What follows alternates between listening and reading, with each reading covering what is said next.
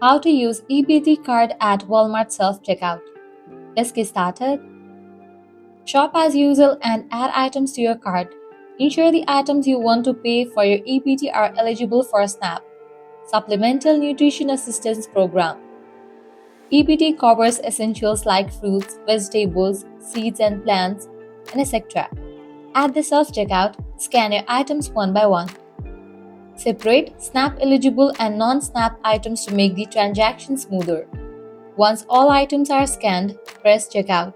Choose the EBT card option on the payment screen. Ensure to swipe your EBT card at the card reader. Enter your 4-digit PIN to authorize the payment. The system will automatically deduct the cost of eligible items from your EBT balance. If there are ineligible items in your cart, the system will show the remaining amount. For non-SNAP items, the screen will prompt you to pay the remaining balance. Use another form of payment, credit or debit card, cash or Walmart gift card to cover these items. Once payment is complete, the receipt will show the amount deducted from your EBT balance and any remaining balance on your card.